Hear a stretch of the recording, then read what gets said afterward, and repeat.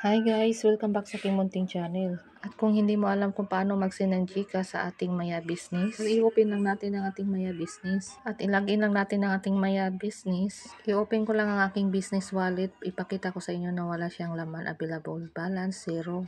At ito nga po guys, puntahan natin ang ating GCash application. I-open natin ang ating account. At ilagin natin ang ating PIN.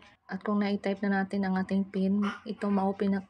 Hintayin na lang natin na ma-open dahil na-processing pa nga po ang ating application. At dito na nga po na-open na natin ang ating GCash account. At kailangan lang natin pindutin yung transfer para ma-transfer natin sa ating Maya Business ang ating ipag-send na pera. Kung na-open na natin ang bank transfer, makikita naman natin dito may mga option tayo na bank transfer locally and internationally. Pindutin lang nga po natin ang local. Ito, naglo-load na nga siya. Ma-open na natin to. Makikita na natin ang partner banks ni GCash dito. Scroll up natin siya pataas. So, hindi natin siya makikita dito. Kailangan natin i-view all. Pindutin lang natin view all. At dito naman sa search bar, pwede natin i-direct dito search para makita natin ang Maya. At kung mag-search tayo ng Maya, may dalawang makikita tayo. Dito natin pindutin ang Maya wallet. At kung na-open na, i-type natin ang amount na gusto natin. Kung natapos na natin ang amount, dito naman tayo sa account name. Halimbawa sa akin lang, pero itong GCash sa akin din naman, then isend ko lang to sa aking Maya Business account.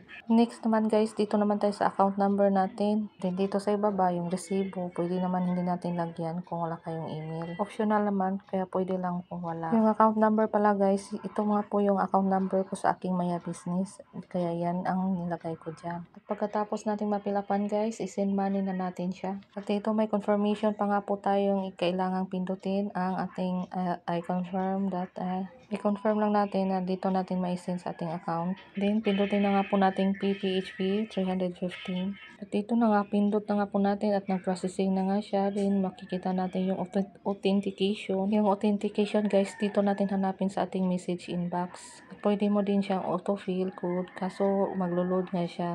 At ayan na guys, makikita natin si GCash nag-reply ng authentication sa atin. Puntahan lang natin sa ating message inbox at i-open para hanapin lang natin yung OTP na binigay sa atin ni GCash. At ayan nga, nakikita na natin. Kopyahin lang natin yung OTP at i-paste natin dun sa ating authentication.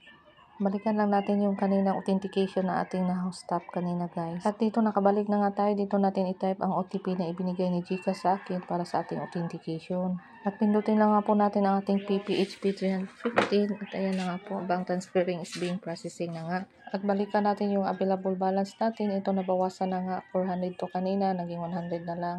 At balikan na nga po natin ang ating Maya Business. Hanapin lang natin kung pumasok na ba yung na-send natin kanina pera sa ating account. At kung hindi natin makikita guys, ang yung available balance natin, i-refresh natin. Yan. Or i-back na lang natin para balik login nga po tayo para makikita natin yung pumasok na ba ang pera na ating na-send kanina. At ito, bumalik na nga tayo sa login ka-partner. Then ilagin natin ang ating, i-type ko lang ulit ang aking password para makalogin ulit ako.